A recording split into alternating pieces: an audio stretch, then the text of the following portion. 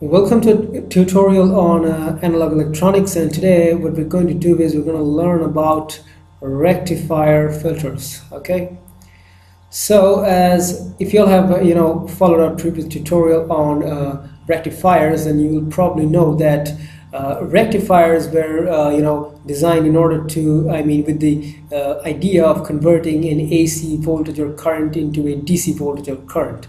So basically a DC voltage, let's say, for example, let's take a DC voltage. Okay, a DC voltage is just constant, or rather remains constant with time, okay, and doesn't vary at all. So if we see here that the voltage magnitude keeps on constant with time, and as a result we obtain for a DC voltage a line that is perfectly parallel to the time axis. So this is what was desired from a rectifier, and with the idea that it would just convert an AC voltage or current from the main supply to somewhat like this as an output. So an output that would be similar to this sort as an ideal DC was desired from the rectifier. But as a result, the rectifier output turned out to be something like this, as I'm showing you over here. If you would have followed our tutorial on rectifiers, you know this beforehand.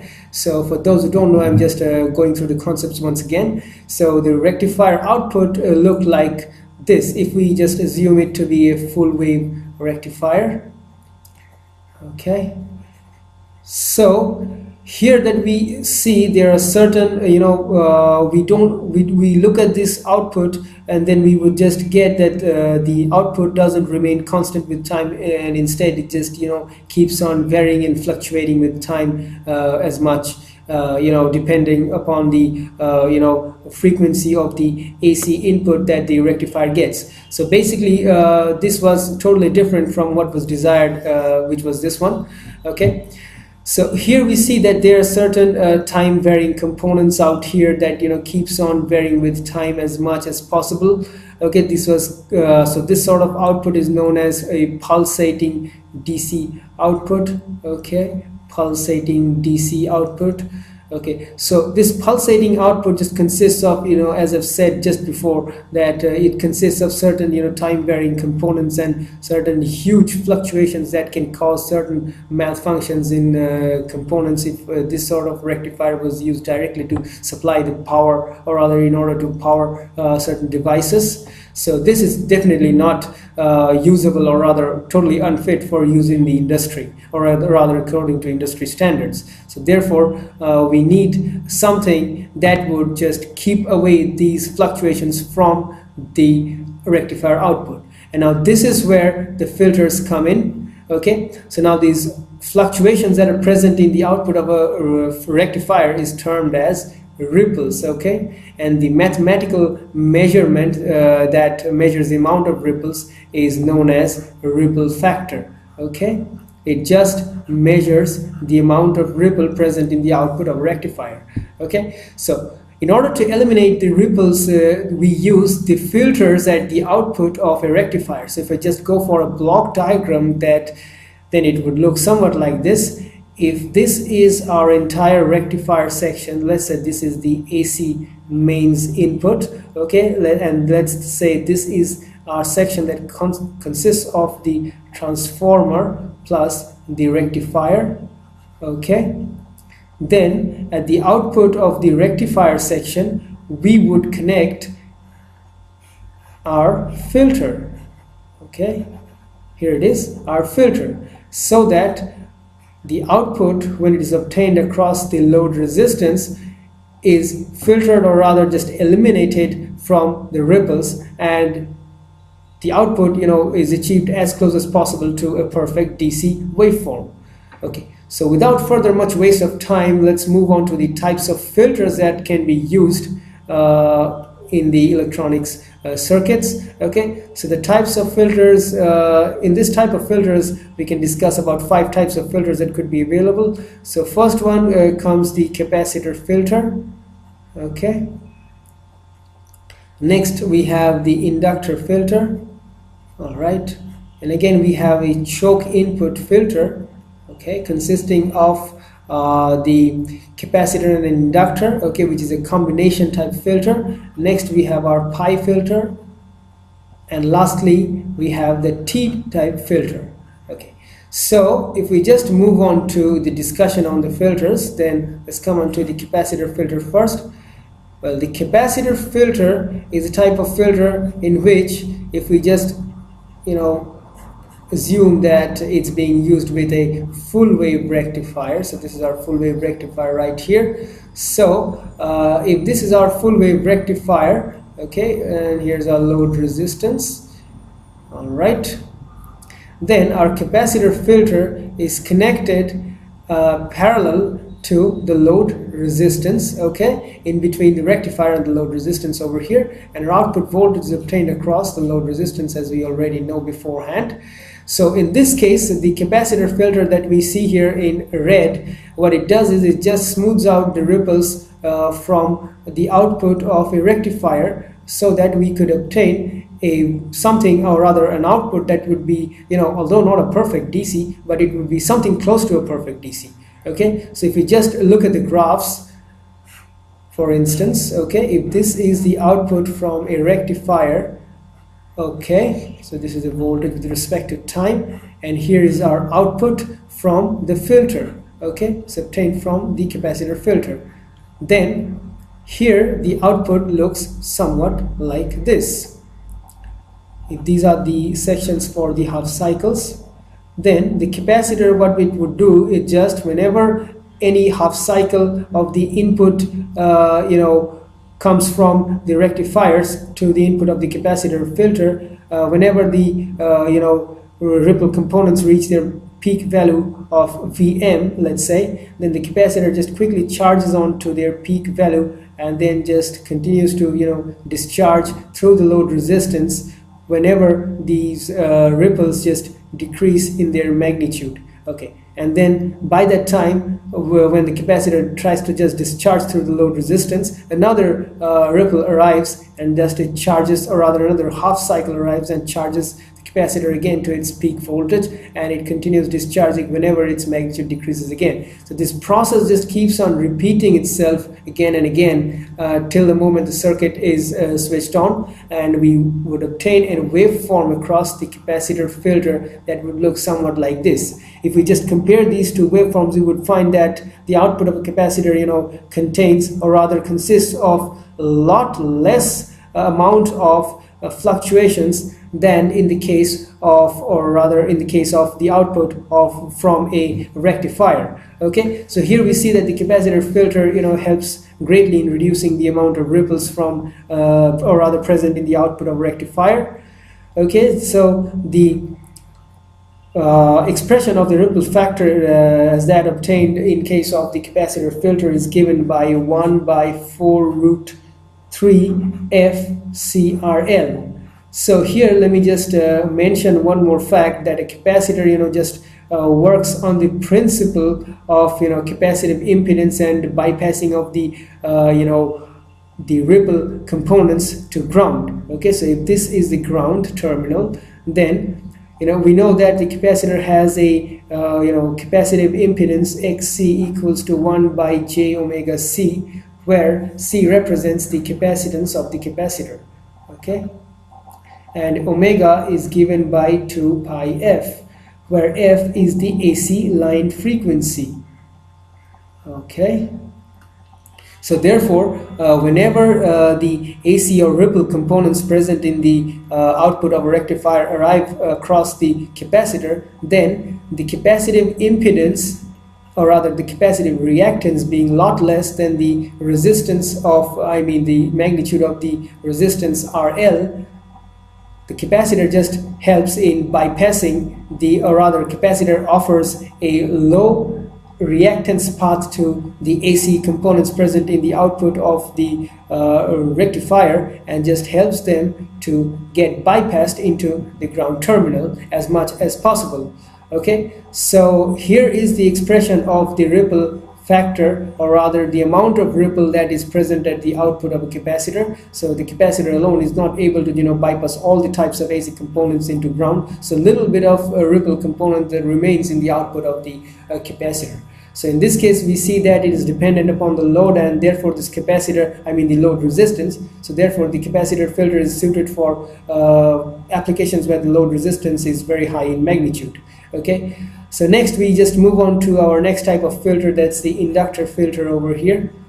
Okay, so the inductor filter, as y'all will see, so let's say this is our transformer over here, and the inductor filter, let's say, is used with a full wave filter again. So this is our load resistance being connected to ground, and this transformer is center tap is connected to the ground itself. So the inductor filter would be connected in series with the load resistance over here. And now, as the inductor filter, we know from the principle of an inductor that it offers a inductive reactance given by J omega L, okay, to all types of AC components, okay, present in a signal. Then it would just block out the AC components completely. So for a practical inductor, this equation changes a bit, as we find that a term of resistance is introduced in this equation. So since a practical inductor has a little bit of resistance in itself, so basically what happens is that by this equation, whenever the ripples present in the output of a rectifier arrives at the input of this inductor filter, okay, the inductor filter, what it does is it just blocks off the AC components present in the output of the rectifier, and let's pass all the DC components straight into the load resistance, so that we would obtain a DC voltage output across the load resistance itself. So here what we see is that the inductor just basically blocks off the AC components and stores their energy in its magnetic field. So if we just try and draw the graph of that for an inductor filter, so basically first of all let's show the graph of the rectifier output, and now if we just look at the output from an inductor filter, then in this case the output would look somewhat like this. Okay, these are the half cycle sections.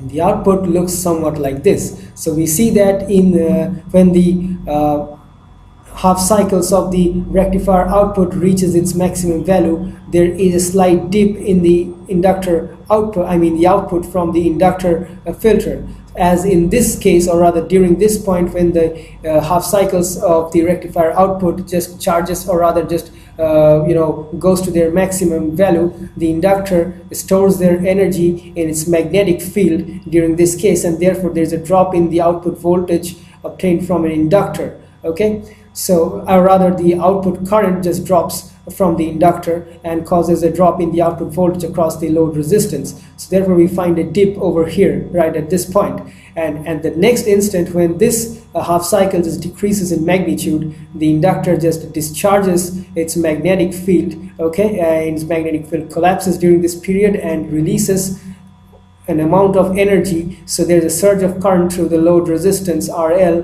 which increases the effective output of the output voltage across the load resistance, and therefore there is an increase over here at the output from the, or rather obtained across the load resistance, as we can see here in the output graph. So basically this process continues as more and more half cycles keep arriving at the input of the inductor. So basically this is the operation, or rather the principle, how an inductor filter works. And in this way, if we just try and go to the expression for the ripple factor as that obtained for inductor filter, the expression reads somewhat like this. It's RL by 3 root 2 omega L. So where L represents the inductance, okay, so L is the inductance, or the magnitude of the inductance of the inductor filter. So we see here is that the inductor filter can offer good filtering for a specific frequency of omega of the AC line frequency for very large values of L, or rather very large values of inductance. So we need to use a bigger value, or rather an inductor of a bigger size, if we need an effective filtering for over a vast range of the harmonics of AC frequencies that could be present in the output of a rectifier. So this makes it a problem of using an inductor in modern circuits, as it becomes bulky and it's not cost effective. And also an inductor filter is more suited for applications where the load resistance is much less, as the amount of ripple factor would increase if the load resistance increases over here. So the inductor filters find usage in case of circuits that uses low values of load resistance, or rather that works with higher values of load currents. So having said that, we summarize about the inductor filter. And now, since we face certain problems in the capacitor filter and inductor filter, and the output is, the ripple factor is not free from the magnitude of the load resistance. So what the scientists and engineers decided to do is that they decided to combine these two filters and create a filter that would be free from all such problems. So therefore they came up with the choke input filter, okay, or it's also known as the LC filter, okay. Excuse me. So in case of the choke input filter, if I just try and avoid the elaborate drawings of the rectifiers, so imagine this is the transformer plus rectifier section, or rather this is the rectifier section, okay, and here's our AC input obtained, okay. So if this is our rectifier section, then at the output of the rectifier we would connect an inductor in series with it and a capacitor in shunt, okay, there it is. And parallel to the capacitor we would connect a load resistance that would, across which we would obtain our output voltage over here. So basically this is what an inductor, or rather a choke input filter, looks like. So in this filter, basically what happens is that the output of a rectifier that consists of these certain ripples and the harmonics, as we know before. So these various ripple frequencies cannot be filtered by an inductor or a capacitor filter alone. So what this filter does is that the inductor, having a certain value of inductance, filters out certain components of the ripple frequencies, while the capacitor, having a different value of capacitance, filters out the rest of the remaining frequencies of the ripples that are present at the output of the rectifier. So this way we get an output graph that looks somewhat like this in case of a choke input filter, okay. If this is our output graph, it would look somewhat like this, okay. All right, there it is. So the output graph, as you can see here, looks, or rather let me just draw it in a proper way. Yeah, that's better. So the output graph looks somewhat like this, or rather it is much similar to that of the output from an inductor filter, but contrary to it, it's comparatively much smoother, which shows that this is an improvement over the inductor and the capacitive filter that was used in the previous cases. And the amount of ripple factor for this type of filter is given by √2 by 12 omega square LC, which shows, and from this expression of this ripple factor, we see that the output voltage is completely independent, or rather the ripple factor obtained at the output of the inductor, or rather the choke input filter, is completely free from the variations in load resistance, or rather it's completely free from the magnitude of the load resistance. So therefore the magnitude of the load resistance doesn't matter in the case of the choke input filter, which is of course a considerable improvement over the previous two that we had discussed before. So basically the inductor, what it does is it just blocks off certain AC components of certain ripple frequencies, and the rest is just bypassed by the capacitor, and this type of filter is just free from variations in the load resistance, which is of course an improvement over the previous two, as we can say, to summarize the operation of a choke input filter. And now if we just move on to our next type of filter that we have here, that's the pi filter, okay. The pi filter is also known as the capacitor input filter. Okay, I use the short term pi, just in order to name it in short. Okay, so here's the AC input. Okay, and this is our rectifier section.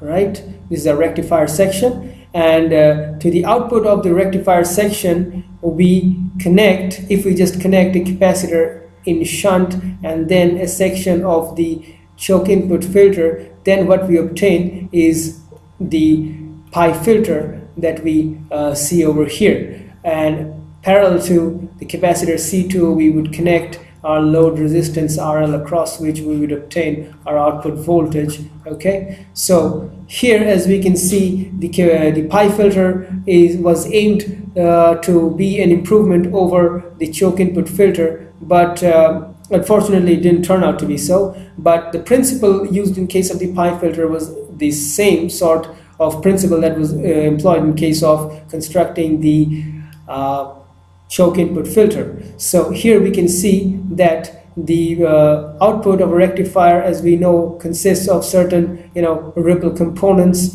of certain different frequencies, and now a part of the frequency is bypassed by capacitor C1 over here when this output of the rectifier arrives at the input of this filter, and the rest of the ripple frequencies are filtered by the inductor L over here, and the remaining part is bypassed by the capacitor C2 again. So the capacitors C1 and C2's value was selected such depending upon the amount of ripple frequency, or rather the extent of ripple frequencies present at the output of the rectifier, and in this very way the value of the inductor is also selected. So keeping that in mind, if we just try and draw the graphs for this type of filter, then it would look somewhat like this. If this is the graph of the output across a rectifier, okay, so this would be the output that we obtain from the filter itself. Okay, so these are the half cycle sections. So this output from a pi filter looks pretty much similar to the output of a capacitor filter, but only in this case it's much more smoother compared to that of a capacitor filter, as we can see here. So if we just try and just give you the expression for the ripple factor over here, it looks somewhat like this: √2/8 omega cube LC1 C2 RL. So we see here this pi filter is not, or rather ripple factor at the output of a pi filter is not free from the magnitude of the load resistance. Hence this filter is suited for load resistances that are high in magnitude, and therefore for low load resistances this filter is not suited, as it would just increase the amount of ripple factor occurring at the output voltage, or rather occurring at the output. Okay, so this is definitely not much better than the choke input filter. In fact, it's much more inferior. So till now what we have discussed about the filter, the choke input filter appears the best. And lastly, if we would just discuss about the fifth type of filter, as we know that the T filter, which was or rather is employed for specific applications. Okay, here's the AC input, and this is our rectifier section. Okay, and if we just try and draw the circuit of a T filter, it would look somewhat like this. Okay, we have here two inductors, that is L1 and L2, and here is one capacitor. Okay, and across this we would connect the load resistance RL, across which we would obtain our output voltage. So in this T filter, the inductors L1 and L2 offer the blocking of the AC ripples in order to just block them out and bypass the DC component from the rectifier. And here the capacitor C acts as an effective bypassing path for the AC components present in the ripples after they are being filtered by in the first stage by the inductor L1. So the inductor L2, filters the rest of the AC components that remains there, or rather that is, supposed to remain in the output from the rectifier. So the inductors L1, L2, and C are, their values are selected in a way that they can, bypass or rather block most of the AC ripple components present in a rectifier output, and to optimize the filter's operation. So that is pretty much what we can say about the operation of a T filter. And having said that, if we just try and draw the graphs for the T filter operation in this case, things would look somewhat like this, as you all can see here. Okay, so the output of a T filter would basically look somewhat like this, similar to that of a choke input filter. Okay, and not much difference in this one. So having said that, we can come to the end of our tutorial on the filters, and I think we have pretty much discussed about the various types of filters that could be available and their basic principle of operation. So kindly go through a tutorial on rectifiers if you feel you're getting stuck on any of the topics discussed here. So till then, it's goodbye for now, and thank you, and don't forget to watch our next tutorial on analog electronics. Okay, so till then, it's goodbye. Thank you.